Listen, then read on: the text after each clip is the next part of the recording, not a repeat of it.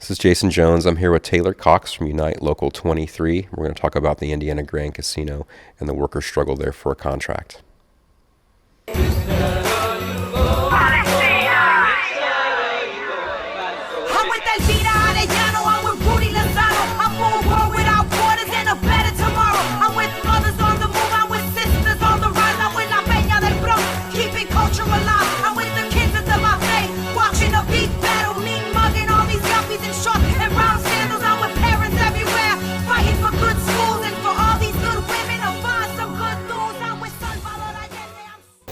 Okay, so I'm Jason Jones. With me today is Taylor with Unite Local 23 in Indianapolis, Indiana, and Shelbyville. Taylor's going to talk to us about the organizing struggles that are going on at Indiana Grand in Shelbyville. Taylor, can you just tell us a little bit of, maybe like some background in relation to what the struggles are for the workers there at that particular casino? Sure. So I've worked there at the Indiana Grand for about 2 years. And over the course of those 2 years, I've heard stories from a lot of my coworkers, people who have worked there since what they called the tent days, before it was an actual casino they had built.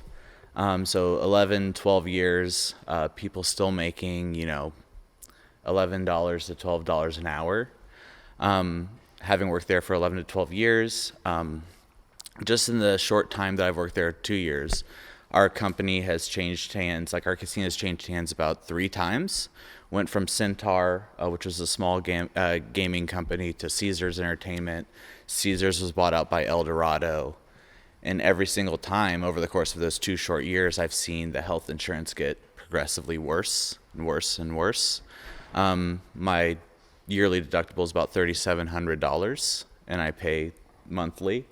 A premium for that, for like health insurance that I can't really use. So those problems are indicative all across job titles at that casino. So people are struggling. So when the casino changes hands, and that means a lot of different things, and it affects the existing union contracts that are in place every time. Is that right? No, actually. So that's one of the biggest reasons why, we won our union election and our organizing fight. Obviously, we still have a lot more fight to do. We don't have a contract, and that we're gonna have to bring the company to the table for that. But because of the massive changes that we've seen every time the casino changes hands company-wise, people just want consistency. And a way to have consistency with your wages, your raises, your seniority, your benefits is to have it in contract. So whenever the casino gets bought out by another company, they're not just buying the casino, they're buying the union contract and the benefits. So it's protection for all of those things. Sounds like a good thing. Oh yeah, absolutely.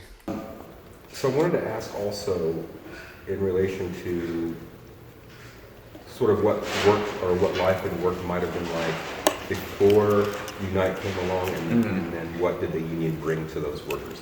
Before, it was kind of chaotic, right? The way that I would describe it to my coworkers is that, you have the company that is sowing kind of dysfunction, where everyone's kind of doing their own thing. Everyone's kind of just trying to get through the day, just coming in, working their shifts, trying to make money. I work in the front of the house. I'm a bartender. So it's you come in, you make your cash, you leave, you go home, you're exhausted. With a really concentrated organizing effort, it kind of takes all of that dysfunction and points people in one direction. And it actually fosters more of a team-based atmosphere. I know for me, since we've won our union, I've seen coworkers start standing up for themselves and for other coworkers, and there have been massive improvements to just the daily life of working in there. We just got tons of new glassware for behind the bar. We just got new bar stools so more people can sit at my bar, because our stools before were breaking. So that would be the biggest difference that I've seen. And then, so the workers that are there, are they would you say these are, hardworking folks who have families, or is it more like, you're nodding your head, so I assume that's So majority of the case? it's all of it, right? Like it's very like I think like indicative of like the service sector and like the working class. In the United States, it's like it's a mixture of everyone. There are people who are like, 19-year-old high school graduates all the way up to people who are like 60 something years old and have worked here for over a decade and have like grandchildren. It's that wide array, and they're all kind of like coming together and like trying to make the jobs better for different reasons, and that's what makes it so powerful. So I know that recently there's been a lot of changes in terms of sort of gambling laws and things that are developing in terms of like card tables or dealers now at the tables versus just the machines that were there kind of before. Right. And then also the buyout by a company called El Dorado. How has that affected things? What do those things mean for folks at Indiana Grand? Sure, yeah. So I think that's kind of more of like a two-part question. So just in terms of how busy the job is and the amount of business that's brought in, the start of like sports gambling as well as like table games has made the casino, in my opinion, way busier. Like there's way more guests coming in, especially in my little corner. I'm a bartender in the sports book, and we're like right outside of where all the new table games are. So that's created a much more like hectic environment. But so far as like the new company taking over, so we've studied like El Dorado properties across the country and found that one of their biggest like corporate initiatives is to create what they call synergies, which is one of those like corporate buzzwords that you hear a lot. And essentially what it means is that you cross-train workers who typically do one job to do multiple jobs. So it's a way for them to undercut worker power and to exploit their labor even further. They're not being compensated for doing 2 or 3 jobs. They're just being expected to, and they're eliminating positions. So that's something that I think we've started to feel a little bit, especially with... Do more than get cross-trained and like do more than one job now? I mean, yeah. So, and that also comes with what I said before, like, the wages aren't going up. And so, like, turnover rates are really high because it's an extremely busy work environment. So, there are some times, and it's not the fault of, like, any of my coworkers, but, like, sometimes, you have to jump in and, like, help out. Like, if we don't have a host in our restaurant, like, the servers or the bartenders will have to go up to the host's counter and seat people, or bus your own table if we're short staffed on bussers. But I think what's important is that from the highest levels of the company, that sort of behavior is encouraged, and that's something that we're trying to stop from happening. And you see that in a lot of different industries too, I think. Sort of like understaffing on purpose. Yes. To make people, the ones who are working, work longer hours. Yes. And then you get rid of the extra staff, and meanwhile, you're burning out the staff that you do have there, which is probably why you're seeing these high turnover rates. Yep. Let's look real quick or ask, what is sort of like starting wage for someone who gets a job maybe in the bar? Sure. Well, first off, I just want to say no one gets hired in as a bartender. They told me when I first got my job there about 2 years ago, they were going to hire me as a bartender, and I ended up having to work in a different job classification for a year in order to move into the classification that they hired me at. So I had to serve tables for a year when they hired me as a bartender, which is fine. I mean, I get that like being a bartender is a better position, so like kind of have to work your way up a little bit. But I definitely think that, yeah, it's intentional. I don't think that any of my specific managers are doing it intentionally, but it's really difficult to hide the fact that this is very, Like a bait and switch kind of thing? yeah, bait and switch. It's like, yeah, like bring you, like they're so desperate for people to come in and work that they'll like say, hey, come in, we have this. And like when my experience, you sit down at the interview table and they say, I know that we brought you in for this, but like really we have like X, Y, and Z that like we need you to do. And so far as like the starting wage, servers make $4 to $5 an hour, at least in my room that I work at. Bartenders make like $7 to $8. Bussers are making $8 an hour, $9 an hour, I think. Same as like the hosts. Cook jobs are around $11 an hour through the door. So that's like what the start is. And so right now, there's not just in Indiana and Shelbyville, but across the country, there's sort of there's this national campaign that's coming up. Mm-hmm. And it's focused around a lot of contracts are being negotiated. Oh, yes. So talk a little bit about that. Like what's going on there? Sure. What are we fighting for right now? So the cool thing is, like, when you organize your union, a lot of times you feel, at least for me, I felt like a little isolated. Like, we're a casino out in the sticks, like, 30 minutes outside of Indianapolis in a cornfield, basically. There's 300 people in our union out there now that were part of the bargaining unit that got to vote. So we feel like a little alone. Like, how are 350 people really going to like leverage this massive like gaming company into like good jobs, good wages, good benefits, seniority?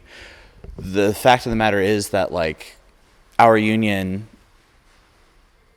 is good about like fostering that sort of solidarity. Like, we're not just in that fight on our own. We're actually like fighting alongside other casinos that work for the same company whose contracts are coming up. We're communicating with like Caesars Southern Indiana, which are negotiating their new contract right now, and they're just like 2 hours away from us. And we're also in touch with like Atlantic City. All their contracts are being negotiated this year too. There's over like 10,000 Caesars workers that are negotiating their contract right now. And I think we realize that like the more we are together in pressuring the company, the more we will all get. Like 10,000 is just better than 350 when it comes to pressuring like a multi-billion-dollar corporation. What are the sort of like the points that in the contract that we're fighting for right now in terms of impact on people's lives? Yeah, so like the scheduling now, I'm lucky enough I have like a set schedule, but then again I've been very, very upfront and like clear about like these are boundaries, like these are things that I cannot do. There are a lot of people who are more on call there and their schedule changes every week, and what I've heard is that like it's very difficult to like plan a life when you're not sure what hours or days you're going to be working. So I think what I've seen is like there's just like inconsistencies. So like having something in writing where like, no, this is how you deal with like the schedule, like will make it much more consistent for folks. Yeah. Is there something, before we wrap up, anything that you want folks to know or anything you would like to say, that sort of get whatever information you want to get out? I would say, we would appreciate any and all support. Like, this is going to be a huge fight over the next several months. Our leverage is going to be ramping up against the biggest casino corporation in North America, or one of the biggest. If not the biggest, it's definitely in like the top two. This is a company that makes billions and billions and billions of dollars, and people who are the backbone of the casino, the people who clean the floors in the casino, the people who like make the food, the people who service like the machines, they're making poverty wages in Indianapolis. So I would say, like, whatever you can, like, reach out to those people, reach out to the unions like Unite Here, or, you know, Teamsters, or like the operating engineers, and just say, like, how can I be supportive of these workers? Because there's going to be many, many, many opportunities to come out and show support in a multitude of different ways between now and June, July, when the contracts are going to be expiring in Atlantic City, which is going to be like the tipping point of like this national campaign. And how would people find out about the events that are coming up so that they can get a part or play a part and be supportive? Sure. I would say, like, here in Indiana, like, reach out to Unite Here Local 23. I think that there's contact information on the website. Or send like a Facebook message, something like that. Yeah, we're going to be organizing community support around a multitude of actions in the future. One very, very soon. So if you're interested, I would say, yeah, reach out. We'd love to have you there. Well, thank you, Taylor. Absolutely. I appreciate it. And that's it. Solidarity. Solidarity forever.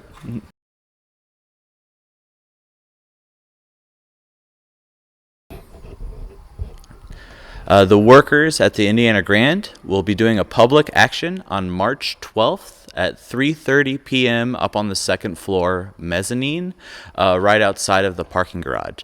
So any and all community support, if you want to come there, be there, support the workers in their fight for better wages, seniority being respected in their scheduling, and also better health insurance. We'd love to see you there.